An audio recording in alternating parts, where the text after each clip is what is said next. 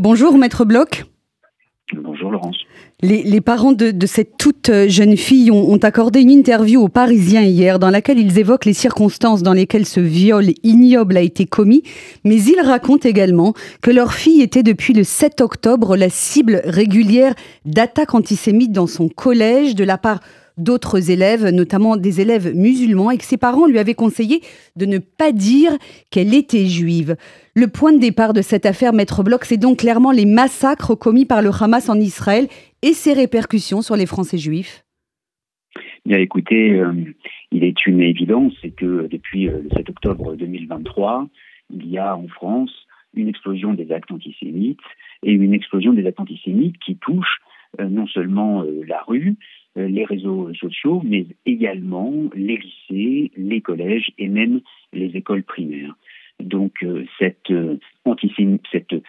harcèlement antisémite qu'a subi cet enfant dans son collège, qui est complètement décorrélé du dossier qui nous occupe à présent et des mises en examen, qui sont dans un autre collège et qui sont même dans une autre commune, donne quand même une illustration de cet antisémitisme qui, petit à petit, s'est installé jusque chez les plus jeunes et qui a donné comme conséquence que, en effet, les parents de cette toute jeune fille, de cet enfant, lui avaient conseillé d'être discret, de ne pas en parler pour éviter les répercussions que pouvait avoir le conflit à Gaza, dont on ne fait que parler depuis le 7 octobre 2023, parce que je rappelle quand même que sur les réseaux sociaux, la haine anti-juive se déverse à flux continu, qu'il y a eu depuis le 7 octobre 2023, ça s'est juxtaposé une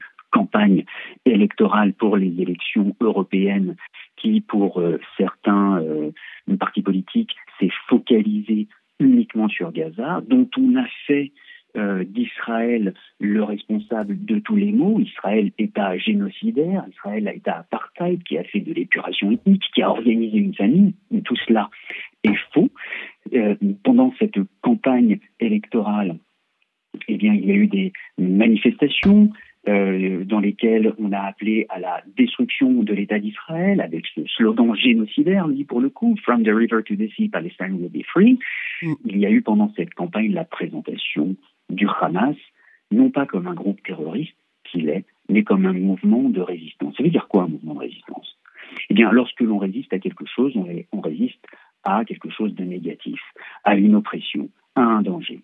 Et donc, lorsqu'on est un groupe, un mouvement de résistance, eh bien, on fait quelque chose de bien.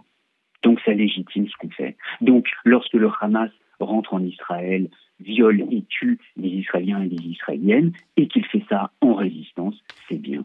Ce message qui est transmis, qui s'infuse, qui se diffuse, qui s'imprime dans les esprits, vient légitimer l'antisémitisme, mais aussi le passage à l'acte violent, et aujourd'hui le passage à l'acte criminel chez des tout jeunes de 12 et 13 ans. Maître Bloch, ce viol, il a été inspiré directement par ce qui s'est passé le 7 octobre en Israël à l'encontre de femmes et de jeunes filles israéliennes. On sait que les images ont beaucoup tourné sur les réseaux sociaux. Est-ce que cet élément est confirmé par les interrogatoires des suspects lors de leur garde à vue?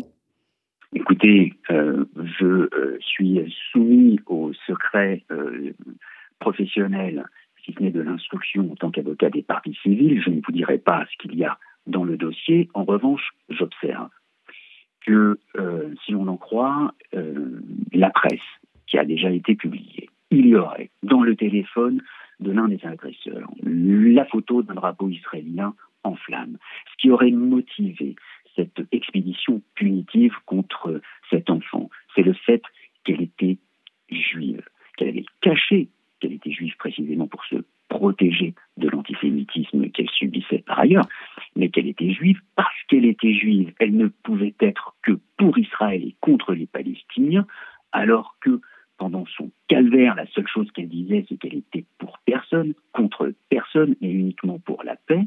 Lorsque l'on vient motiver cela et que, semble-t-il, également, une partie des viols qu'elle a subis aurait été filmée, moi, je n'arrive pas à ne pas voir une corrélation, un mimétisme assez terrifiant entre ce qui s'est passé en Israël dans les kibboutz le 7 octobre 2023 et ce qui s'est passé à Courbevoie dans ce bâtiment désaffecté.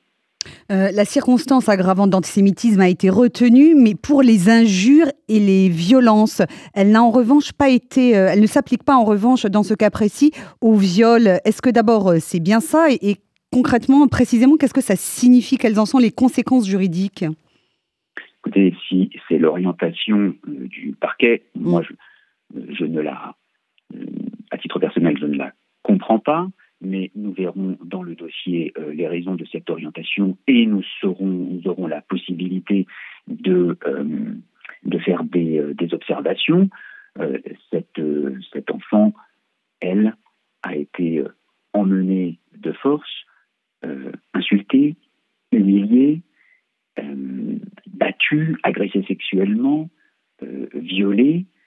Tout ça parce qu'elle était juive. Je vais vous dire qu'elle a du mal à faire le distinguo entre l'antisémitisme des coups et pas d'antisémitisme pour les agressions et viols qu'elle a subis.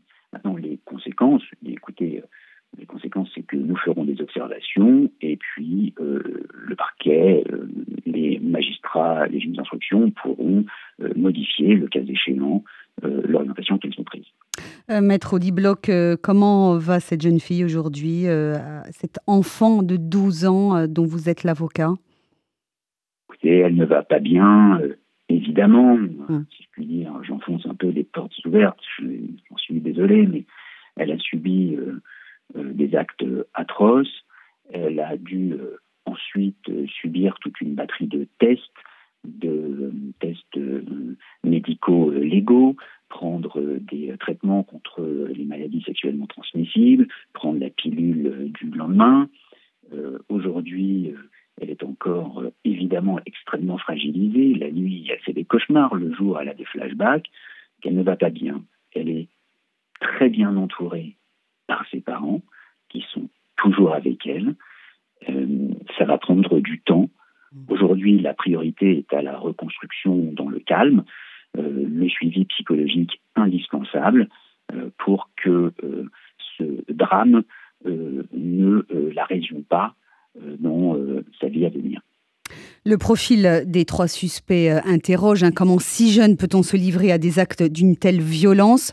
Qu'est-ce que vous pouvez nous dire à ce stade de l'enquête sur leur personnalité et leur histoire? Votre consoeur Muriel Melki a indiqué que 2 d'entre eux sont imprégnés d'un islam en lien direct avec ce qu'on peut trouver sur les sites radicaux. Est-ce que vous êtes en mesure aujourd'hui, Maître Bloch, de nous confirmer cette information? Et nous avons eu un accès rapide et parcellaire au dossier d'instruction jusqu'à présent, et de toute façon, je ne vous dirai pas ce qu'il y a dans ce dossier. Mais sur cet élément précis qui dit beaucoup s'il est avéré.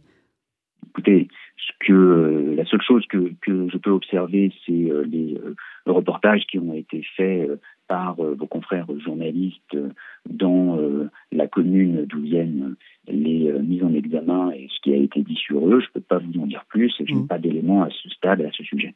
Une dernière question, Audi Bloch. Cette jeune fille, juste après ce viol, elle a prévenu ses parents dès qu'elle est rentrée chez elle et son père a immédiatement appelé la police. Vous qui êtes un spécialiste de ces questions avec l'OJE, l'Organisation juive européenne, ils ont eu la bonne démarche alors que ce n'est pas évident dans de pareilles circonstances. C'est ce qu'il faut faire tout de suite, alerter les forces de l'ordre.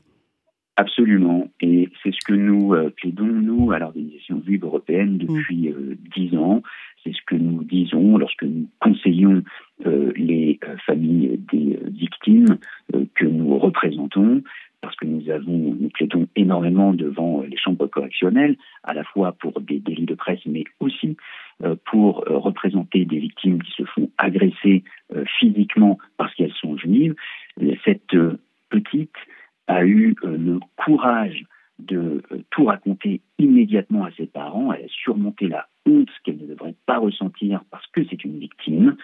Elle a eu le courage de tout raconter et ses parents ont eu le sang-froid d'aller prévenir immédiatement la police qui a pu venir pour faire des prélèvements immédiatement sur place Et tous ces actes d'enquête ont été faits avec une grande réactivité grâce au courage de la petite, grâce au sang-froid des parents et à l'intervention rapide de la police. Donc c'est ce que nous disons, nous, à chaque fois, auprès de des familles que nous représentons à l'OJE. Nous leur disons, il faut parler immédiatement. C'est difficile, c'est très compliqué, mais il faut le faire. C'est ce qui permet d'orienter le mieux possible. Alors, ça ne préjuge pas de ce qui adviendra dans la suite de la procédure, mais c'est ce qui permet d'orienter le mieux possible les enquêteurs pour pouvoir identifier et caractériser au mieux l'infraction qui a été commise. Merci Maître Rudy Bloch, merci d'avoir répondu aux questions de RCJ. Je rappelle que vous êtes l'un des avocats de cette jeune fille juive victime d'un viol à Courbevoie. C'était le 15 juin dernier. Merci beaucoup et très bonne journée. Merci.